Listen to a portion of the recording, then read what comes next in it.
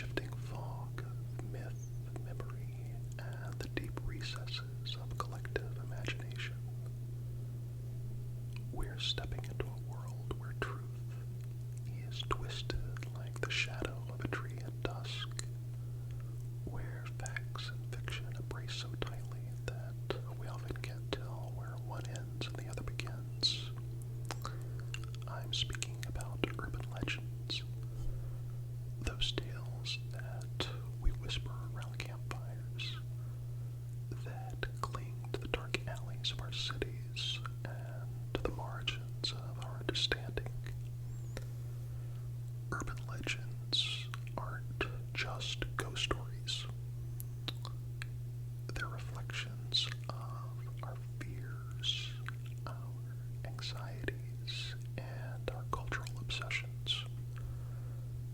They're a mirror held up to society, telling us who we are, what we worry about, and sometimes what we wish were true. Their persistence isn't due to simple entertainment value, but to the emotional truths they carry, even when their factual truth crumbles under even the slightest amount of scrutiny. Take the tale of the hook-handed killer. I'm sure you've heard it. A young couple parks in a secluded lover's lane or other makeout point.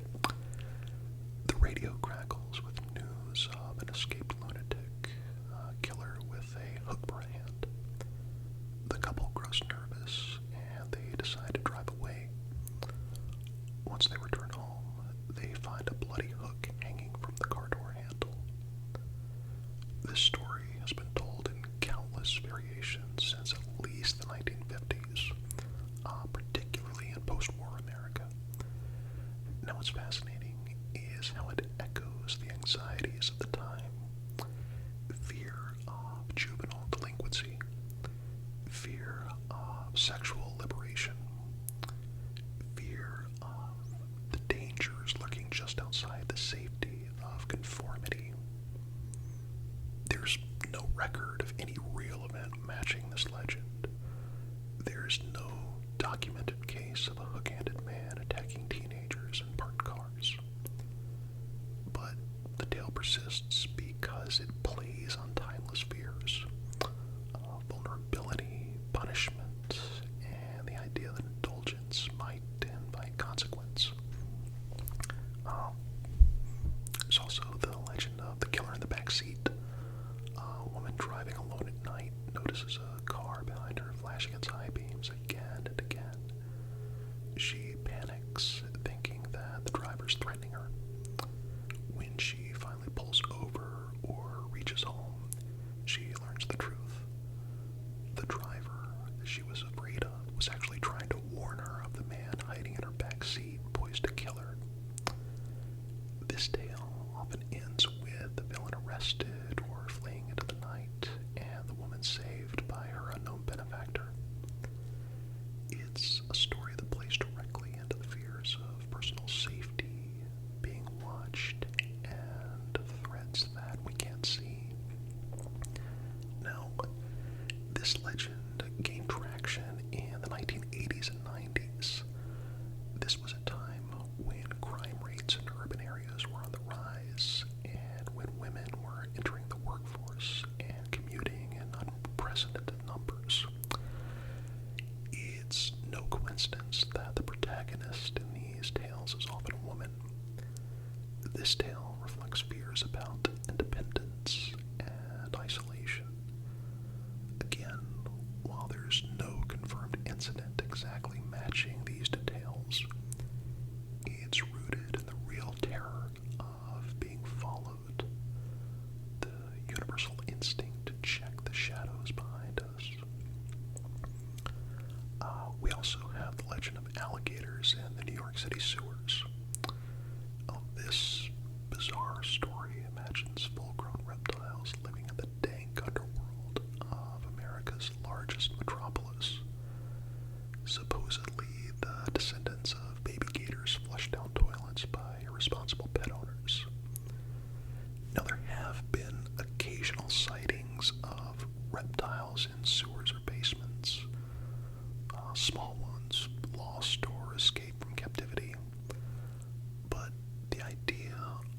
subterranean colony of giant alligators is pure fiction. An alligator most likely would not survive a single winter in New York City. Now, what is real, though, is the fascination with what lies beneath us. What's hidden under the surface, both literally and psychologically. The legend of sewer alligators conjures images of the uncanny thriving right below our feet and the neglected bowels of urban life. Now, some urban legends touch not just on fear, but on disgust or anxiety about bodily integrity.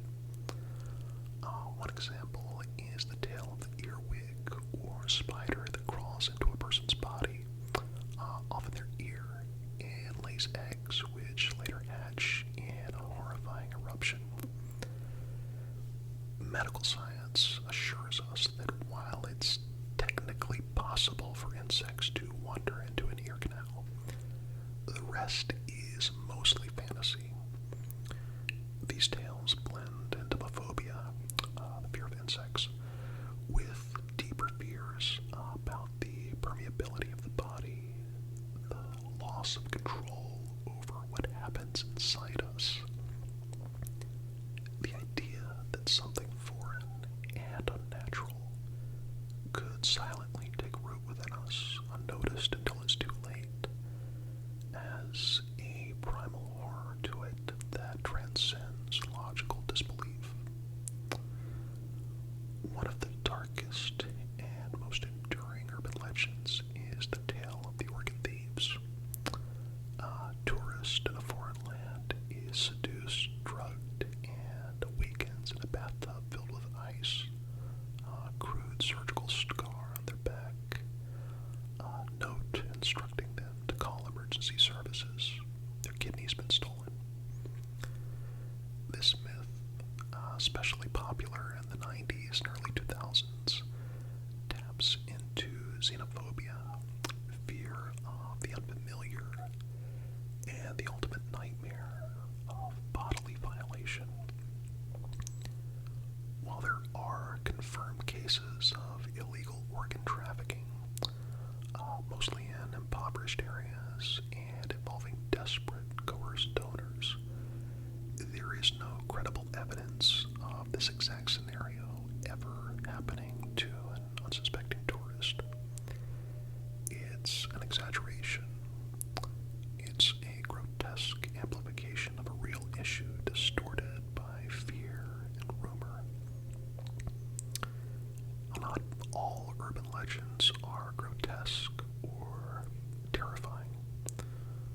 Some are moral tales or social warnings cloaked in strange circumstances. The story of the babysitter who receives threatening phone calls only to learn the calls are coming from inside the house is a parable about vigilance. It's about the vulnerability of domestic spaces. Though versions of this tale predate caller ID, they've evolved with the times, adapting to fit changing technologies. It's loosely inspired by real crimes, such as the 1950s murder of Janet Christman, a teenage babysitter, though the actual case didn't include any phone calls. But again, the legend lives on, not because it's historically accurate, but because it dramatizes the fragility of safety and the idea that danger may be intimately close. We also have legends that attach themselves to the landscape, to bridges and highways and lonely crossroads. Take the tale of the vanishing hitchhiker, a traveler who picks up a quiet passenger only for them to disappear mysteriously, often leaving behind a clue that leads to a grave or an accident site. This legend has been found all over the world, from the American Midwest to the highways of Eastern Europe to Japan.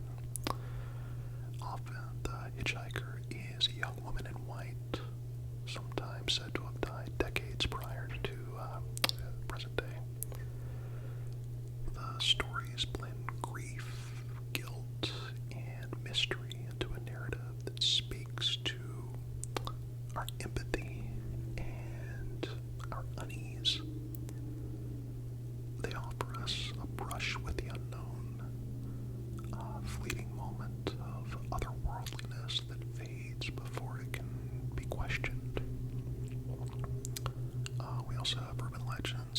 intersect with technology. In the early days of the internet, we heard about chain emails that would curse the recipient unless they were forwarded, or about the ghostly smile dog that would drive yours insane. These are modern equivalents of ancient superstitions, digital hexes born of the same anxieties we've always had about communication, contagion, and consequence. As technology evolves, so do our legends. Slender Man, probably the most infamous digital age myth, was born on an internet forum in 2009. A faceless, elongated figure haunting forests and minds alike. Despite being a known fiction, Slender Man became so culturally potent that it was cited in a real-life stabbing incident. Here, the line between story and reality blurred in a disturbing way. It shows how potent narratives can be, especially when combined with adolescent psychology and the viral nature of online folklore. In some cases, urban legends serve as warnings. Don't flash your headlights at an unlit car, or you'll be targeted by a gang as an initiation rite. Don't eat certain Halloween candies, or you might ingest razor blades or poison. These stories reflect paranoia about strangers and changing social norms. While there have been isolated incidents of tampered Halloween treats, they're vanishingly rare compared to the moral panic such stories incite. The vast majority of these legends are false, but they are effective precisely because they target our deepest fears. The vulnerability of children, the unpredictability of strangers, the idea that evil could wear an ordinary face, that of a neighbor. Urban legends often flourish in places where trust has eroded. They also thrive in areas where information is ambiguous or where institutions feel distant. They thrive on the margins of belief, requiring just enough plausibility to stick. They evolve with the times, adapting to our current technologies, fears, and crises. During the COVID-19 pandemic, we saw a surge in pandemic-related legends. Conspiracy theories about vaccines, tales of government tracking, home remedies for the virus. While not always classified as urban legends, these rumors operate in the same psychological space. They're narrative frameworks through which people attempt to impose order on chaos. So, what do we make of all this? Are urban legends lies? Are they dangerous? Are they just amusing tales to pass the time? Truth is, they're all of these things and more. Urban legends are part of the mythology of modern life. They're cautionary tales dressed in contemporary clothes. They reveal what we fear, what we hope for, and how we process uncertainty. They're folk psychology, pop culture, and oral tradition all rolled into one. Even when they're untrue, they're never actually meaningless. So, I leave you with this thought. The next time you hear a story that begins, "This really happened to a friend of a friend," listen carefully. Not just for the facts, but for the fear behind the fiction. Because every urban legend, no matter